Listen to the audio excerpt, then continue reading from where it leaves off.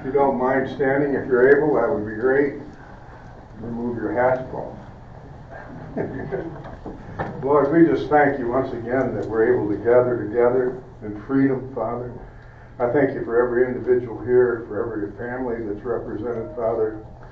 And we thank you, Father, for our Constitution and for our Declaration of Independence and for the founding fathers who decided to follow your precepts, Father, in forming that Constitution, Father. And we thank you for everyone who's fighting to uphold it. Father, we pray that we would be effective, Father, in prosecuting those who try to destroy it. We thank you for everything that's taking place today relative to that, Father, and directing us and guiding us and turning our country back to you. We ask it all, your blessings in Jesus' name, amen. Amen. Amen. Thank you, Steve. Teresa? Is it on? Yeah, okay. So we had a few curveballs thrown at us this weekend, and it has been a weekend of scrambling. So we have Jim Runstead and Joseph Sella who are going to join us via Zoom. And we have Michonne Maddock, who is on her way right now from Muskegon. So you guys can hang tight for just a couple minutes, and hopefully we'll get everything going in just a minute, okay?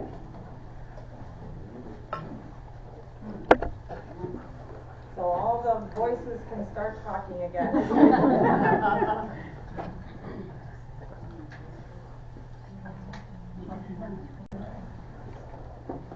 Somebody needs to lead us in the pledge. Paul, would you stand up? You've got the flag that's as close as a flag as we come.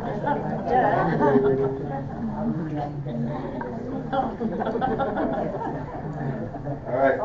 I pledge allegiance to the flag of the United States of America and to the republic for which it stands, one nation, under God, indivisible, with liberty and justice for all, born and unborn.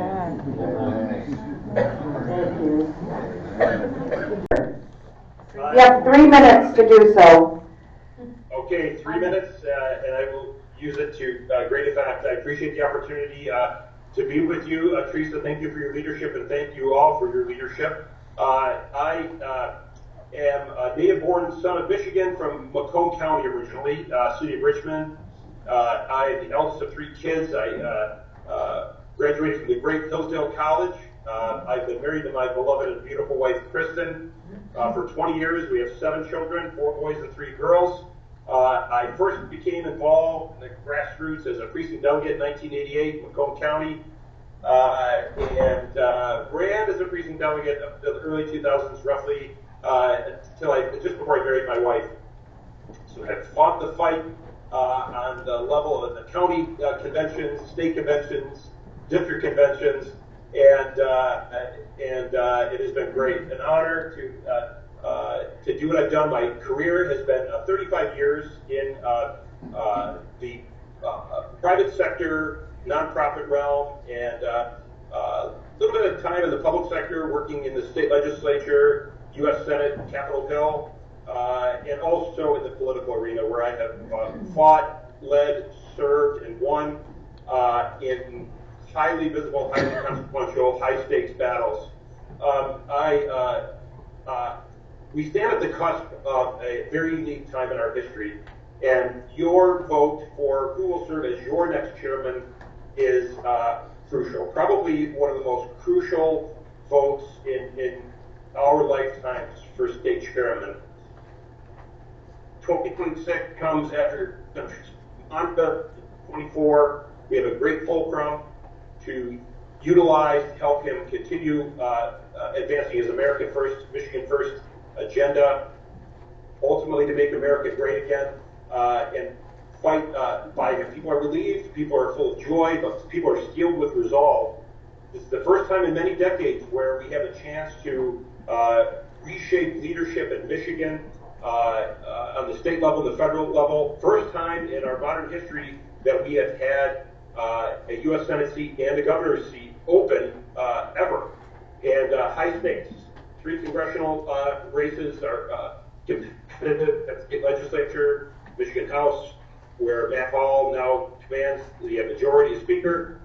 We have a chance in the state Senate. There is a crucial battle brewing if Governor Whitmer ever stops dragging her political feet to call the 35th Special District in Midland Bay City and Saginaw and win that one. Should I serve as chairman, we would have President Trump and or Vice President Vance in to help raise money and make that a national election, a referendum, a mandate, a referendum on his mandate. I stand apart from my opponents in 3 ways. 1, I'm the only one to have been chosen by President Trump to serve in a leadership capacity in his 2016 campaign. I was the guru with the opening of the election. I then had the honor to serve as the United States ambassador to Fiji and 4 other South Pacific Island nations. I also stand apart from my opponents in that I have fought, as I mentioned earlier, in very high stakes, highly consequential battles, highly impactful engagements. I'll touch on 3. I led the charge against the fight. I'm sorry, Joe. Throats involving Chinese Communist Party type battery plant when nobody was doing anything. And I'm a Lansing outsider. I'm not in Lansing North, my Lansing. I look forward to fielding your questions. Thank you, Teresa. Thank you, Joseph. Hi, Michonne. Hey, how are you? Good. Would you like to stand up or would you like to sit down? I'll stand up. Okay. This is your microphone. Hello, everybody. I love this town because 2 of my 3 grandchildren were born here at Gerber Hospital. Best hospital to labor and delivery in the whole state of Michigan. I am running to be your chair, and I feel like this is sort of a unique time in history, and after 2 decades of being involved in the party and serving in almost every capacity you can within our party, I feel like this is my moment to take that knowledge of 2 decades and put it into leadership. I can tell you that I've been a precinct delegate for 20 years. I've been a district chair. I've sat in leadership roles on all 3 of President Trump's campaigns, 2016, 2020, and 24. Fighting for President Trump for 10 years has pretty much been my full-time passion. But what you might not know about me is I'm also an entrepreneur. I've run small businesses since I was 19 years old. When I was 22, I got a contract with WDIB TV4 in Detroit, and for 12 years I worked as a local commercial producer. I also run a small business with my husband. We own the largest bail bond agency in the state of Michigan. We are very fortunate in that business runs itself. I have an incredible management staff. I never go into my office, and what that's done is give me the opportunity to work full-time in politics, which is really mine and my husband's passion. I have incredible marketing experience because of my small business. I've used that to make things easier to understand marketing-wise in politics. My husband and I came up with the Operation Battle Cry. Any of you guys been to Operation Battle Cry? How about Operation Gridlock, where we shut down Lansing? Any room I'm in, somebody raises their hand. I've been involved in marketing for campaigns for 20 years. I also have a personal relationship with Donald Trump. I believe that that is going to help serve Michigan Republicans in this cycle more than any other time. If Donald Trump had not won Michigan, then I could see how one of my opponents, or maybe my other, might be better served to lead right now.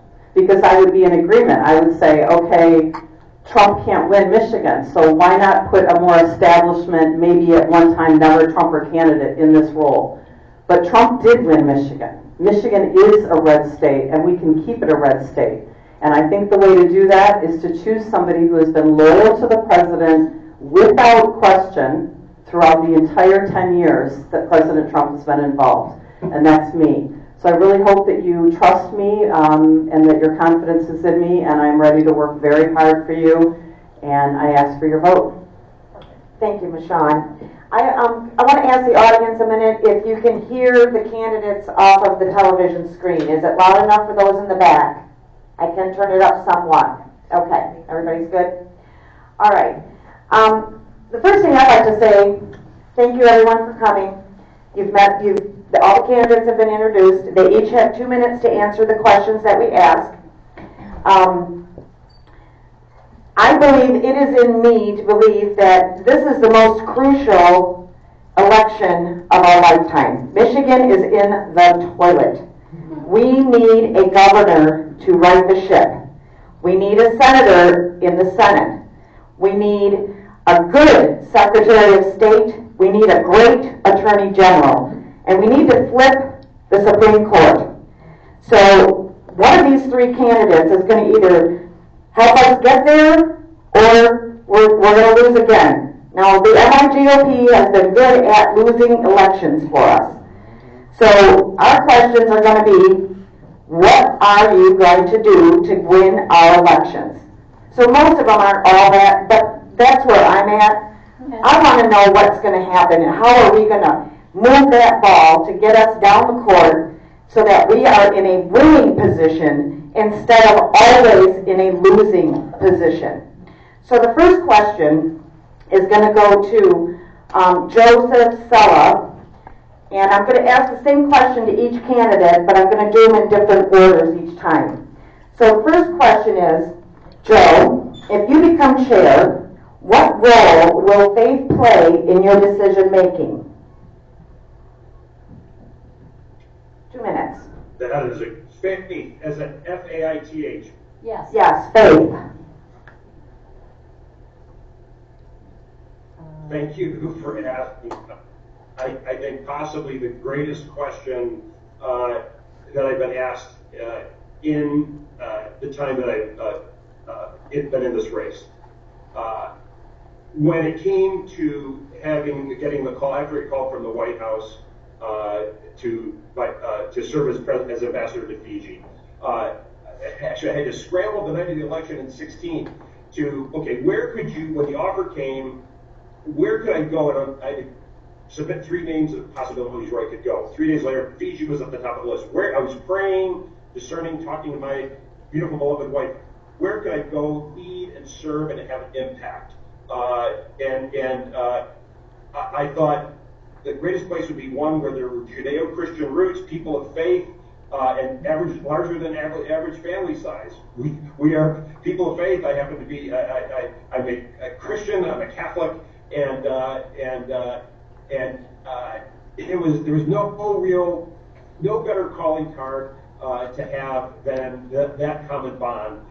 That was an immediate binding agent, a bridge building exercise, quickly followed with connecting with civil society. Jesus is my Savior. He is the source and summit of my faith, and I know how to diplomatically handle myself and engage with people, even though they may be of other faiths. But sometimes it's the old adage of preaching the gospel, if necessary, use words. I will, my faith is cornerstone, do all things legally, morally, and ethically, and treat all people with dignity, worth, and respect. Thank you for the great question. Thank you, Joe. Michonne, if you become chair, what role will faith play in your decision making? Faith plays a role in every single decision I make. I am a born-again Christian. I was raised Catholic, but I was radically saved when I was 42 years old. We've been very involved with our church. We raised our kids in the church. We both volunteered there every single week for 15 years. My husband drove the church bus for our youth ministry, and I worked in the nursery. I pretty much use faith as sort of my standard for everything I do. I prayed when I walked in the door to this room tonight. In the morning I wake up, I ask for God to put the right people in front of me and for Him to order my steps. So faith will play a big part. But I can also say that as somebody that worked really hard to build different coalitions, I don't feel like the party is a place to exclude anybody. So while that's my faith, and if I am the chair of the party, that's personally how I will be praying to my Lord and Savior. I also believe that we cannot shut out, and we should not be shutting out any faith from our party. We won this last election by building on coalitions of people that I had never understood before. We reached into the Indian communities, which are very strong family values. I did 4 different events for Donald Trump and his surrogates. Hindu families who love their children, love their homes, very strong family values, do not want porn in their kids' schools any more than the Christian families that I worked with wanted. We also worked with the Muslim community and finally took down walls between the Muslim community and Republicans. Again, these families did not want pornography or wokeism taught to their kids. So there are ways to reach people of other faiths and to find common conservative values that I think will bring us all together, and I'm not going to shut any of those people out. Thank you, Michonne. Jim, if you become chair, what role will faith play in your decision making? It will it will be part of every decision I make as chair. When my wife and I discussed this run, we thought about it, we prayed about it, and we both felt I was called to do this. That was the number one decision that we had to make before I started on this journey. And when I make decisions in terms of everything I do in politics, I look at our founding fathers, the superheroes of the universe, people who put everything on the line for this country. They had a Judeo-Christian philosophy that I believe is blessed by God. I believe that this country is blessed by God, and that's why we have this incredible nation that we have to work relentlessly to protect. And we've got to all look to God to help us make these decisions to get this country back on track. Also, in terms of reaching out to other communities, I have done more ethnic outreach to ethnic communities than any other legislator in the history of Michigan. If you look at my website, if you've got my cards there, take a look at that. I was named the Friend of India as the Republican last year when all 12 Democrats, 2 of them Indian descent, were there, and they got up and left in protest when I came down the steps, and about 50 out of about 600 Indians came up to have me take pictures with their kids because of all the work I did in the community.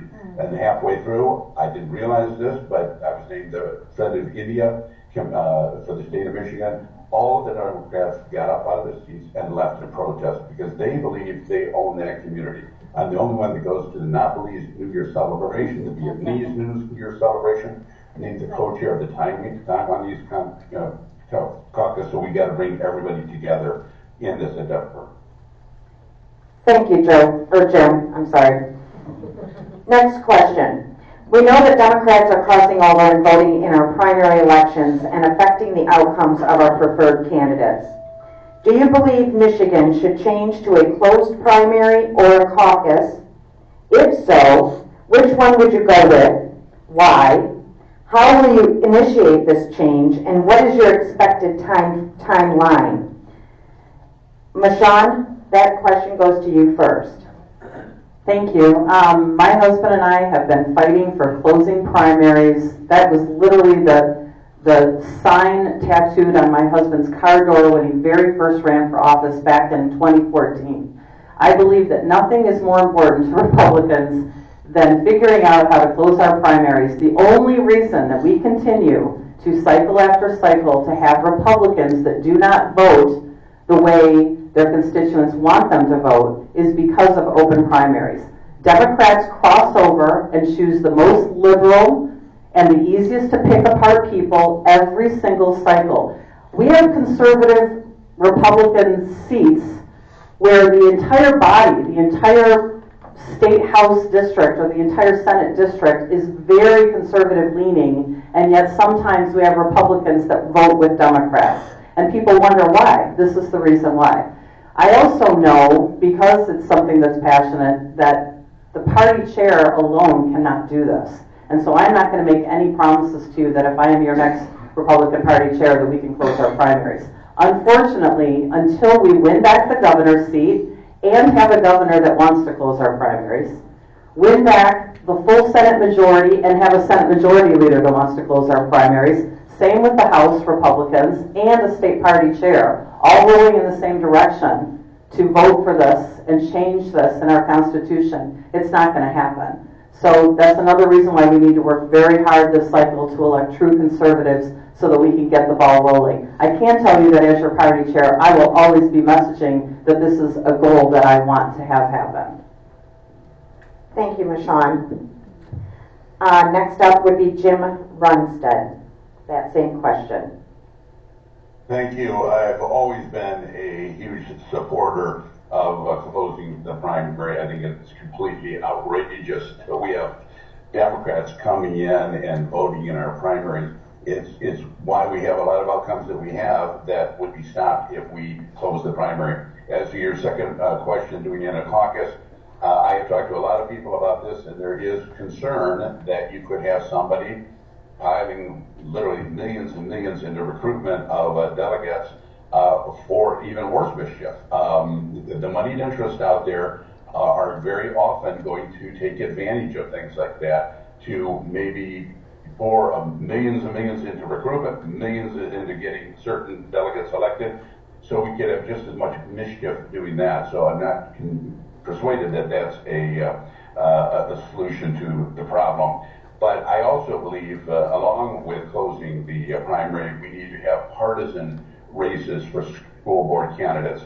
It is outrageous in Oakland County the number of school board candidates we have that run as a more moderate person, somebody focused on education. They get in and they're far left candidates. The vast majority of our candidates are far left candidates, and they're doing that by lying to the voters. They have the unions work to get them in. If we have true partisan races, I think we could get a lot more of these school board races. Thank you. Thank you. Joe Sullett, same question for you. Yes, the way forward is through closed primaries. Those caucuses can be volatile, as Senator Runstead wisely pointed out. So I think you may recall my earlier point about the consequential nature of this upcoming midterm. Vital that we win control of the governor's office, the attorney general's office, Secretary of State's office. Look at the woke lunatic agenda from those three office holders. The two-tier system of justice that's been hammered down on us, totally unconscionable. The irregularities in the 2020 election. You look at the 2024 election and the voting that took place by the Chinese National University of Michigan. Many, many things need to be fixed. This is but one. It's important until you have the state legislature engaged on this.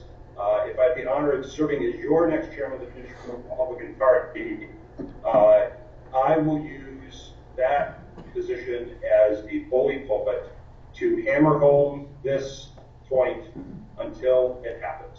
Thank you very much. Thank you, Joe. Okay, the next question. What do you believe to be the most important role of the MIGOP chair? That question goes to Jim Ronstadt first. Most important role of the MIGOP chair? Well, the most important thing is making sure you keep the doors open, because without the doors open, you don't get through what's called the pass-through dollars. Most people are not aware of how it works. You have to pay salaries. There may be a big deficit that has to be overcome. So you've got to be able to raise the money to keep the doors open. So when the election gets closer, you will get literally millions. It was $29 million that flowed through the state party. There was literally talk when there was concerned whether the doors were going to remain open of routing that money through Illinois, which is a whole host of problems. So there's a lot that the chair has to do. I mean, there's a ton. But if you don't have the party up and running, then you have catastrophe. So that's the first thing. We got to raise the money. We got to unify the party. Also, that's a huge part, and stop the corruption. And I'll talk a little bit about that when that question comes up. Hopefully, it does. Thank you. Same question. This one goes to Joe Sella this time. So, Joe, what do you think is the most important role of the MIGOP chair?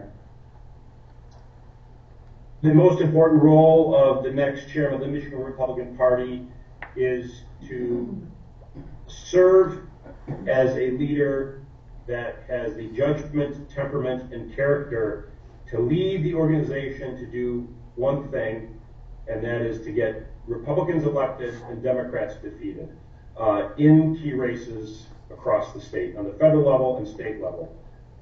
In order to do this, you need to have best practices within the party, and that I would posit to you two things. One, have the business operations, the front office operations operating like a business on a movement. This is a beautiful movement that President Trump has fashioned, Make America Great Again, and we have a great opportunity to use that as a fulcrum to win up on the ticket in Michigan. I have the honor. He believes my plan, and I have unique confidence in donors in Michigan, up and down Michigan, and out of state in my ability to raise funds, and I will do that. And our plan is rolling out tomorrow that Jessica Barfield and I have, and I think you'll like it. And be happy to. Thank you, Joe. Michonne, same question to you. It's hard to put just one thing, so like the people running also for this, I'm going to mention a few. I think first off, incredibly bold, fearless messaging coming directly from the leadership of our party is desperately needed.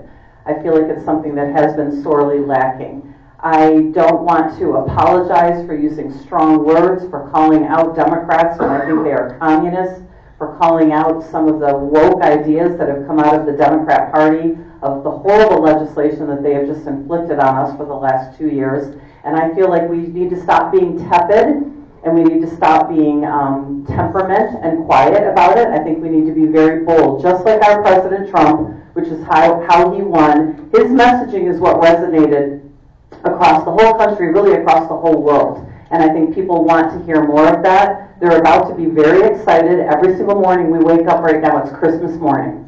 Every single morning we wake up to what new glory Trump is doing with this country. And so we need to celebrate that, but we can't take our foot off the head of the snake.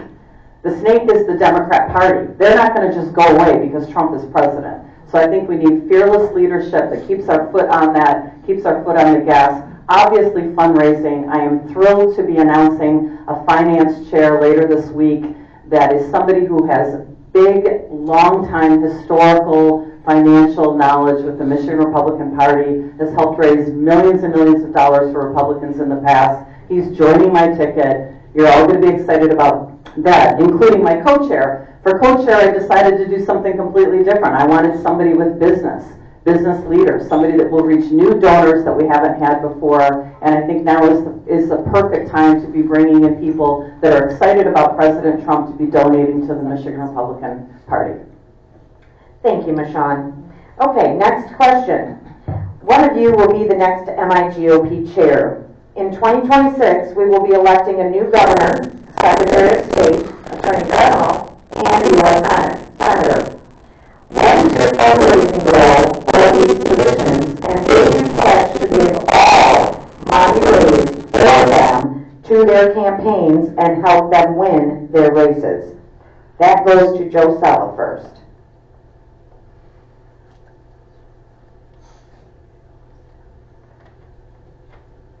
We may have lost Joe. No. Okay. Great. Did you hear the question? Area. Yeah, great question. Thank you. Since 1992, I have managed campaigns. I have fought, led, served, and won in them. I know what it means to develop and execute strategies and tactics,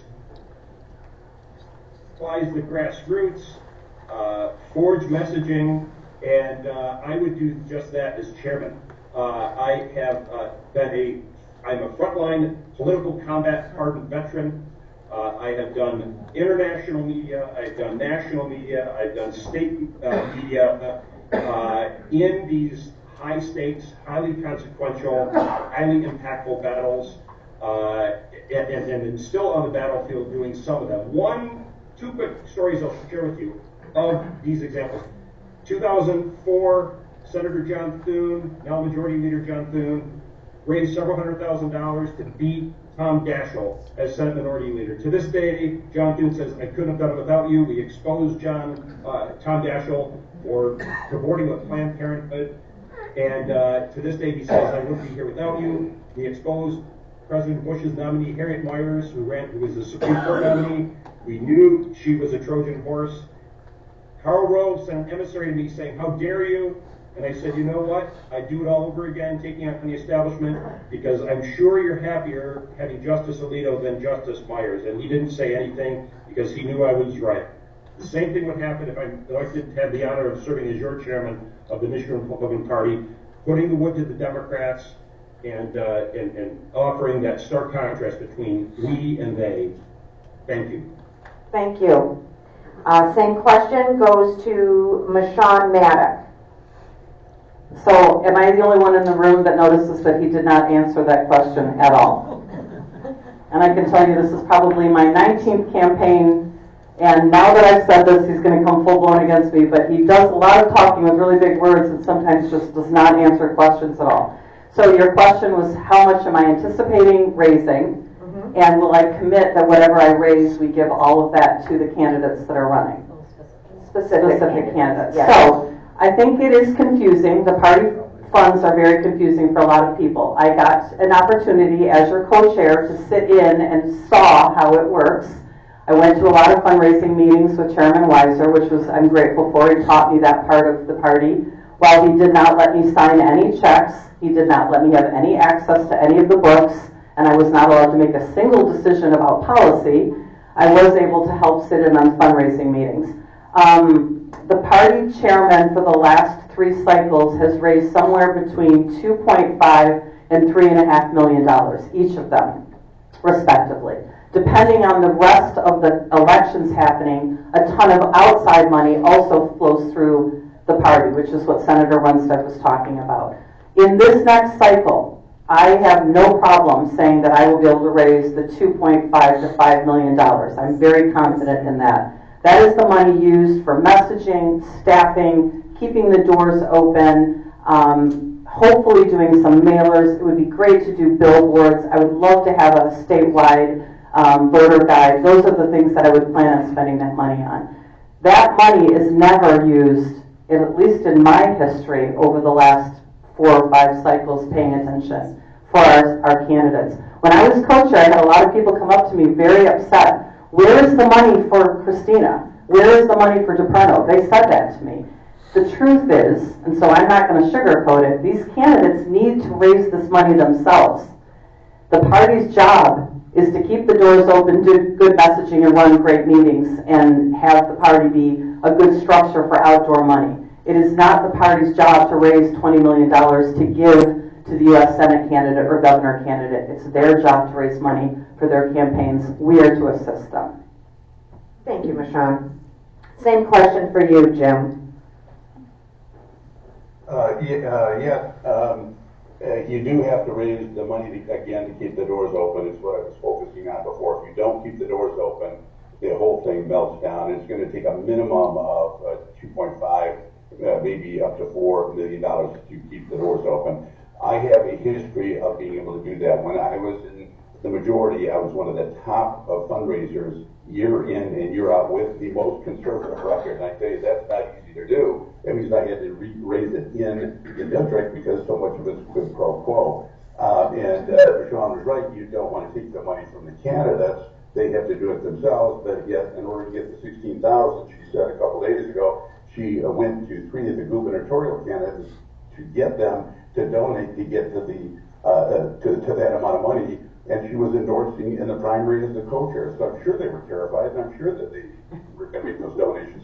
I would not do that. I'm not going to take the money from the candidates. We're going to work to make sure we get the doors open, and then raise the money for specifically candidates like the Supreme Court nominees who had no money, who were outspent like almost $3.4 million the Democrats had for the Supreme Court nominees. Our people that had nothing.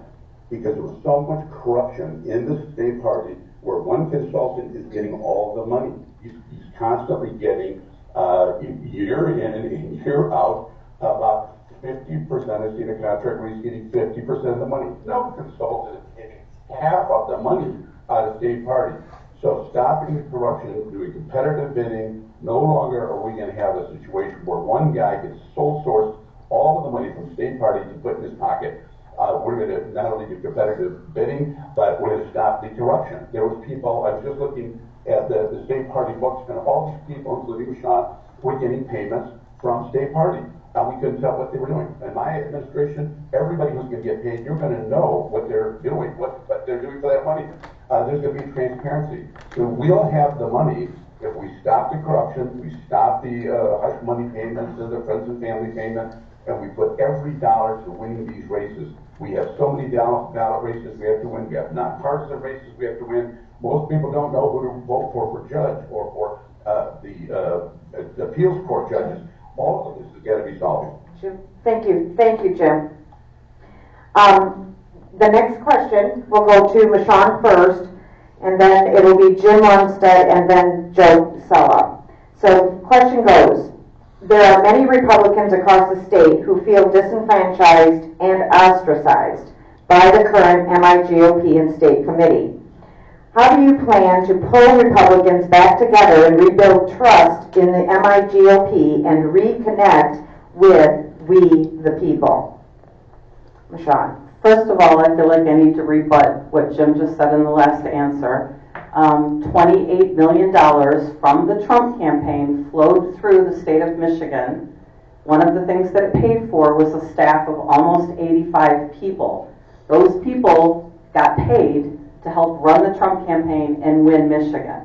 I've been a volunteer for Donald Trump for 10 years, and in the last 2 months of the campaign, I was brought on staff. I was grateful to do it. I helped run a ton of events with surrogates, and I was paid $7,000 in September and October. Jim knows that 2 months out of 10 years. I'm proud of it. We won Michigan for Donald Trump.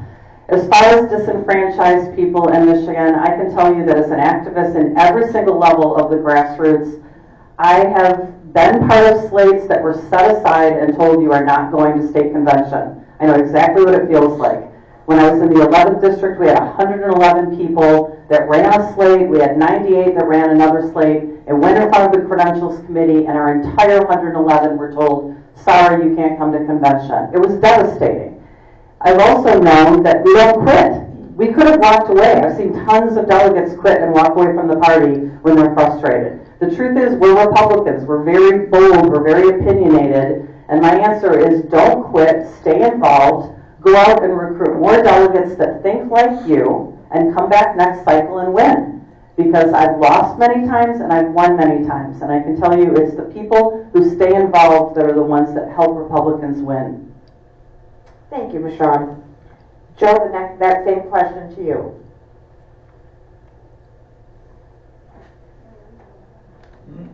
Joseph? Thank you for the great question.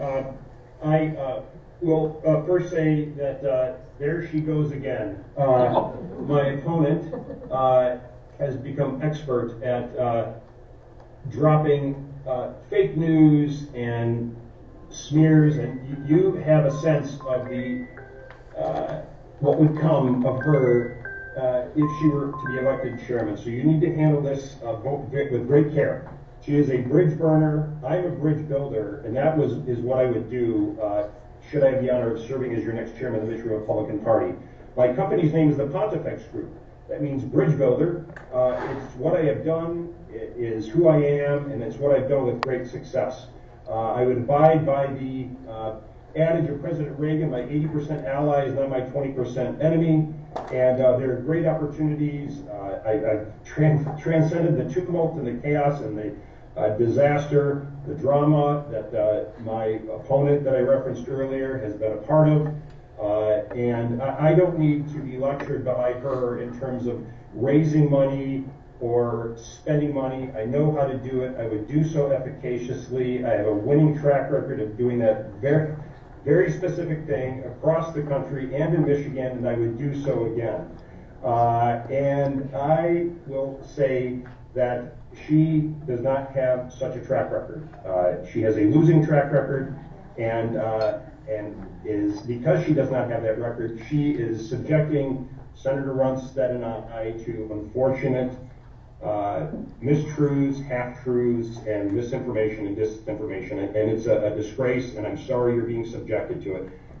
I will rise and fall on my own merits, and thank you very much. Thank you, Joe. These next three questions are going to be individual questions. So they will each be specific to one of the candidates. So this first question is for Michonne. Oh, I'm sorry. I thought Jim did answer. Oh, go ahead, Jim. I'm sorry. I must have messed up here. I was going to say something. I thought I'll just let it go. The idea that you just tell delegates that feel like they have been disenfranchised, just hang in there and buck it up, buddy, and just put up with it. No, that's not correct. We have lost about 1,000 delegates. We were just looking at the numbers a few years ago. We had 8,000 delegates. It's dropped down to around 7,000. People are leaving because they feel like their voices are not heard. And so the first and foremost thing we have to do is make sure we're following the rules, and very often they're not. What I hear from delegates all the time is let's follow the law, which is a duly elected delegate must be seated and vote. And that's not always been happening. I've been putting this out in writing. If I am the chairman, we will follow the law. The duly elected delegate will be seated and vote.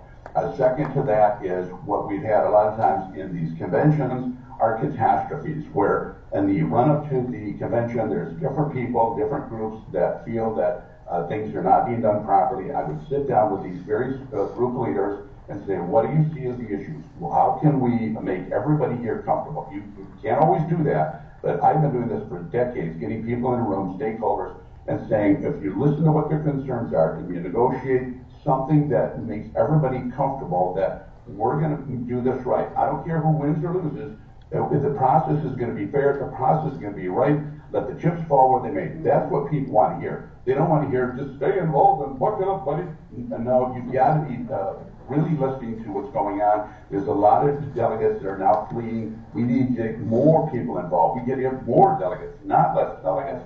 And what I'm describing is a lot of what we're seeing that has to be solved. And so I will work relentlessly to make sure that the delegates are empowered, they are enfranchised, and that their voices are heard so that we don't have this division. Thank you.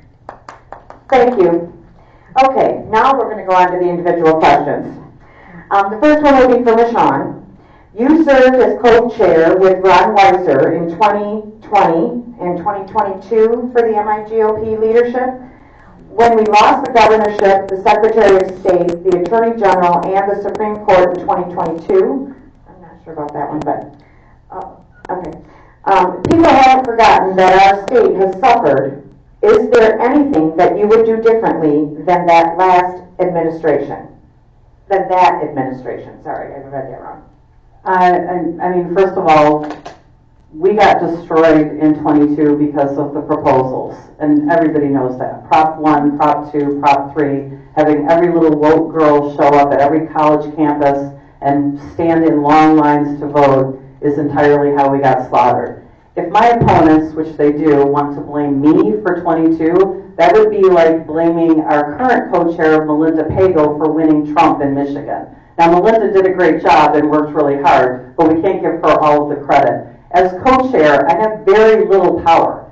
I fought very hard for Donald Trump in 2020, the same as I did in 26, the same as I did in 24. I think the only thing I would do different if I went back is I would probably have demanded a little bit more access from my chairman. But I didn't know what I didn't know, and I've learned from that experience. That's why I'm running to be your chair right now. Thank you. Joseph, this question is for you. You were an ambassador to Fiji under the first Trump administration. Have you supported Trump from the beginning, and how have your experiences qualified you to be MIGOP chair? Yes. So I supported President Trump, in all three elections as a donor and as a voter, voting yes to President Trump in all three cycles. Now, I will tell you that my support began in June of 16. I had some concerns. I expressed it in a letter. I talked to friends who were leading the campaign before we got on with the heat of the convention and the fall race. They eased my concerns. I was in the process of beginning to raise $2 million with them for President Trump across the Midwest, and then was chosen by him to serve as his Catholic outreach director, and then later to be chosen by him to serve as U.S. ambassador. So I'm glad he does not have the litmus test that Michonne is subjecting me to and some of her supporters are, because things would be different. I stand in good company. Kellyanne Conway said some things far more sharp than I and some others did. My fellow co-founder of Catholic Vote, Brian Birch, did as well. And certainly Senator Vance said far greater tart things than the three of us combined. Guess what happened? Kellyanne Conway went on to the West Wing to serve as a senior counselor to the president, is still a trusted advisor. Brian Birch, my close friend, has been honored by President Trump, having chosen him to serve as U.S. ambassador to the Vatican. And Senator Vance is now Vice President Vance. So any perceived sins by Michonne or others, those were absolved by President Trump through his selection of us. And for all of us, I know it was the highest honor in our life to be chosen by him. We have confidence by him in our judgment, character, temperament, and ability. Thank you very much. Thank you. Jim, this question is for you. There are people who are concerned that you currently serve as a Michigan senator and also want to be the next GOP chair.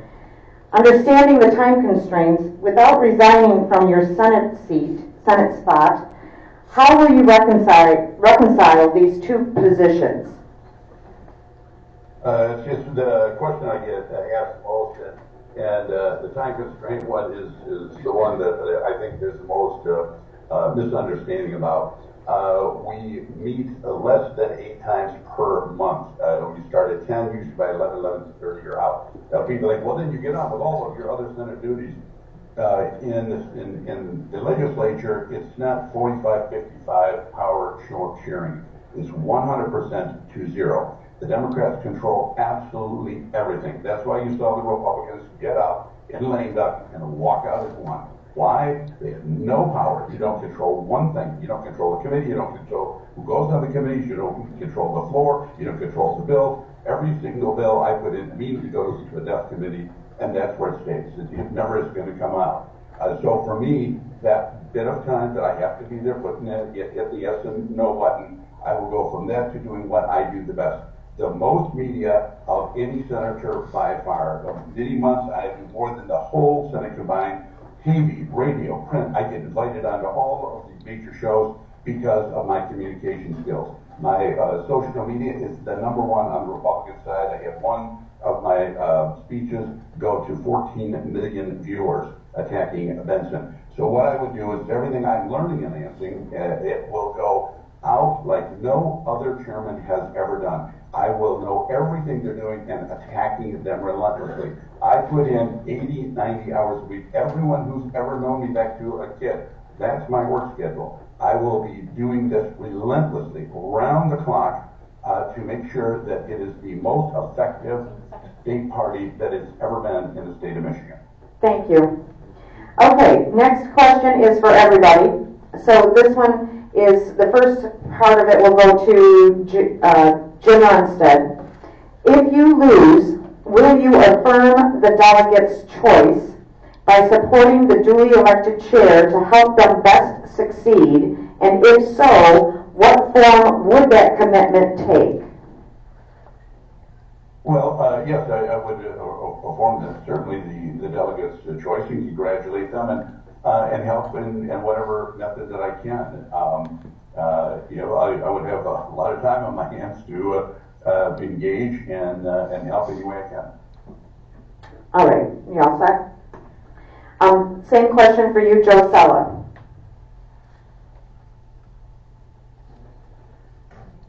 Yes, guided by President Trump.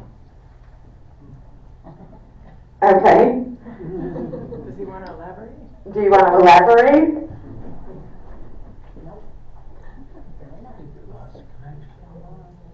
Okay. Michonne, same question. Same answer. I believe that all three of the candidates that are running are Republicans, conservatives, want to do the best that they can for the party. I don't see any of us backing off. I have worked very hard for Republicans for decades. I will do that whether or not I am state party chair or not. I will still be fighting for delegates, fighting for Republicans, and working for our candidates to win. Thank you, Michonne. Okay, this next question will start with Joe Sella. So what ties do you have to big donor families, and do you consider these ties possible conflicts of interest?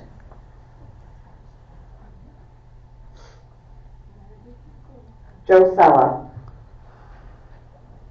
Great question. Thank you very much. I have been on the battlefield of Michigan since 1988, and in the Republican arena. I have friends who are donors across the state and out of the state who are low donors, mid donors, and high donors, and I'm honored for their friendship, and all level of donors have confidence in me, my leadership ability, but here is the important thing. I am owned by nobody. I am my own man. A lot of the fake news circulating out there, it is wild, suggesting that fantastical stuff like Governor Engler and Governor Snyder plotted to get me into this. They had nothing to do with it. I just met Governor Snyder 3 weeks ago on the State House floor after I had declared. Governor Engler, I'd see him in the airport 5 times, I guess, over the last 25 years. The other fake news bit is that Vice President Pence and Governor Engler had to collaborate to get me out of the country to be ambassador because word was circulating that I was going to undermine President Trump's agenda. Anyways, I'm sorry you're being subjected to all of this fake news, but the reality is that I am my own man. They have confidence in me because I am my own man. I am beholden to nobody who may have given to me in my campaign, or if I'm elected, could give to the Michigan Republican Party. They know that I have the judgment and the character and the integrity and the temperament necessary to raise the funds necessary for the party and to get Republicans elected and defeat Democrats. Thanks for the great question. Thank you, Joe. Same question, Michonne. I'm glad you asked this question because we get a ton of the same questions over and over, but this one's a little bit different. No, I am not related to any big donor family of any kind. I was born in Nebraska, raised in Michigan, very middle-class lifestyle. My husband and I live a great life because we have a successful business, but we do not consider ourselves wealthy people. I drove up here in my car, which is a 20-year-old car, even though I love it to death. We managed to pay off our mortgage last year after working for 25 years to be able to do that. And that being said, something else that sets me apart from my opponents, and maybe it's not important to most people, but I just looked it up because I was curious, is I have personally donated in my name over the last 20 years $91,000 to the Republican Party, Republican candidates, district committees, and state committees.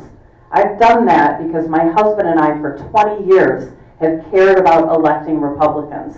My opponents are both also big fundraisers. They both raised a lot of money. Ambassador Sella just told you he raised millions of dollars for Donald Trump. But personally, neither of these men have given more than $3,000 to candidates or state party. In fact, I don't think Joe Sella has written a single check to the Michigan Republican Party. I'm not sure if Senator Runstead is, but I think it's important because I think it shows commitment. I have that commitment, not just to raise money, but I'm a personal donor. Thank you, Michonne. The same question goes to Jim. Too many J's. Well, like I said, when the state party said that they are reporting 50,000 for 6 people, I raised that the next day. Months went by without opponents raising that money. Michonne told on tape 3 different times she raised $18,000. The policy committee met 3 weeks after that and said she had $13,000. And then has shaken down the candidates for governor for that additional money. For me, it's raising money is something you have to sit down with people and you have enough assets to and disposable income to write a big check. That means that you have to have the ability to build the confidence that what you're going to do with that money is imperative. And when I sit down with donors, and I'm starting to meet with some of the bigger donors, they know my reputation. There's no quid pro quo. If they're going to donate money to help us win elections, that's what it's about. But when you sit down with them, they have to have the trust that the money is being properly utilized. It is not currently. We have one consultant who's getting, again, we've seen the contract, half of the money. What donor, how many in the room there would give to a political party where one consultant takes half the money? So the first thing I'm going to do is competitively bid. We're going to get an RFI to find out every Republican vendor that can do a job, whether it's print t-shirts or it's social media or it's sending out postcards, and we're going to competitive bid. That's the way every little school does it, every small business does it. You competitively bid to get the best job for the best price. That's not been happening. All these people who are getting this, these $1,000, $7,000 a month are going to be gone. So the donors are going to have the confidence that the dollars that go to the party are going to be used to win races like that horrible loss we had for the Supreme Court. We had 2 great candidates. We had 2 very challenged Democrat Supreme Court nominees. They slaughtered us because they had no money on our side. Thank you very much. At this point, we're at 7:15. I think we wanted to end the meeting now so that you guys could, talk with the candidates. So maybe, I don't know how we could. Pardon? Closing statement. Yeah, okay. Why don't we do a closing statement for each one of them? Michonne, would you like to go first or would you like to go last? You're here. You're the one that's here. How about in the middle? Okay, that works. Okay. Jim Runstead, would you like to go first? Well, we'll put you first. Do a closing statement for the group and tell us why you deserve to be the chair of the Michigan Republican Party. The reason I deserve to be the chair is of your other 2 opponents you're hearing from. I have a record. The record is one of telling people what I'm going to do and doing it. Starting all the way back to the county commission, the first bill I put in was E-Verify to get rid of illegal workers. It was 4 months of battling the executive against me, most of the county commissioners against me. I pounded them into submission. They eventually passed that bill and got rid of thousands of illegal workers. From there, I went to the House. I told people this is what I'm going to do at the doors, and they saw I did it. When I went to the Senate, I said this is what I'm going to do, and they saw that I did it. And I'm telling everybody here, what I told you now about what I'm going to do in this party is what you will see I will do. So it's that record. Michonne does have the record of 22 and 22. I won my election for the Senate, but we got wiped out. I don't know. As I talk to people, what did she do? Everything she said she'll do. Where was she? I didn't see her one time, nor have I talked to one person, maybe somebody there, one person that saw her one time in all of 22. When Weiser was gone, he lived in California. He left a pile of money there, and nothing was done from state party. So I'm asking you to vote for me based upon my record that you can depend upon. As my people in my district know, what Jim Runstead says he's going to do, that's what he's going to do. And I want to thank all of you for having me, and would appreciate your vote. Thank you. Michonne? I don't think that I would say that I've done anything to deserve your vote. I don't think any of us have necessarily done that. I do think that my activism and my involvement with the party may have helped me earn your vote. And so it's based on that experience that I think I would make a good party chair. Listen, I didn't bring any handouts. Everybody hands you handouts, and all of our handouts all say the same things. A ton of questions that are asked, we all answer the same way. And the reason that I'm under attack from my opponents is because I am the only one that thinks if you're taking time out of your busy lives to be here to make this really important question, you should pay attention to the things that separate us. So I'm willing to take the arrows or accusations for things that I may or may not have done. But I think you should know that I'm running against a man who says that I'm lying, that not a single thing that I have said about Ambassador Stella isn't something that I can show you on paper. It is true that he was only an ambassador for 12 months at the very end of Trump's administration. It is true that he said horrible things about President Trump, but then came to his senses because of Mike Pence. It is also true that in 2020, he further betrayed the president by calling out the insurrectionists and the attack on the Capitol. That was in print. So that is, again, a further betrayal of President Trump. And it is also true, and you might be interested in this, that his Wikipedia page said that he was a leader in the Never Trump movement all the way up into this past election on November 5th, 2024. And only because I have some 18-year-old genius who knows how to look at editing on Wikipedia do I now have in print that the edits were made to take those words out on the day after this past election. So Joe Sella had something to hide. He was proud of his Never Trump leader being on his Wikipedia page all the way up to November 5th, 2024, on November 6th that was edited. If any of you are all interested, I will share it with you. You can look at it in print. Anyway, I think that I should be your next state party chair because I can do it full-time. Jim Runstead works full-time. We all know it. I think it's an embarrassment to our legislature. And I feel like I have the time, the energy, and the passion to lead this party. Thank you, Michonne. Joe Sella, you're up last. Thank you, Teresa. Thank you for all of you gathered there. I'm honored for this opportunity, ladies and gentlemen, to present my case to you humbly. I come to you to make my appeal to serve as your next chairman of the Michigan Republican Party. I'm not presuming anything. I don't deserve anything. I want to earn your trust to serve in this very important capacity. I come forth to you with humility. I come forth with a sterling track record of the judgment, temperament, and the character, the leadership skills, whether it's fundraising, communications, developing and executing political strategies and tactics from the state representative level to the presidential campaign level, and independent issue campaigns, fighting, leading, serving, and winning. I bring that to you humbly to serve as your next chairman of the Michigan Republican Party. I am proud to say that I was so for President Trump that the Democrats in the UFS Senate held up my confirmation with Never Trump senator, like former Senator Bob Corker, took stripes on my back and buffets to my face from him, from former Senator Bob Menendez.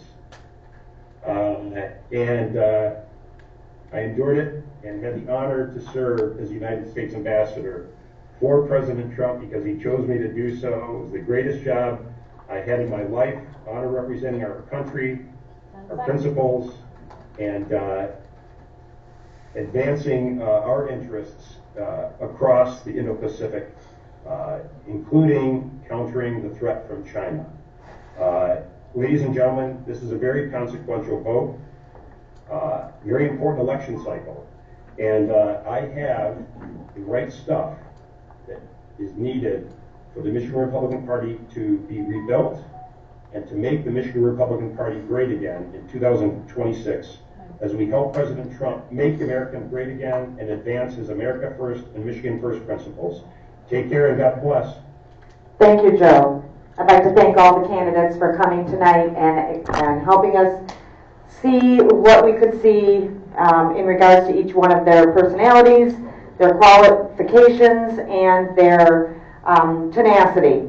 They had some good tenacity tonight. So anyway, thank you candidates for showing up and coming. Teresa, will you start the slides? We have just some little bit of stuff to take care of at the very end here.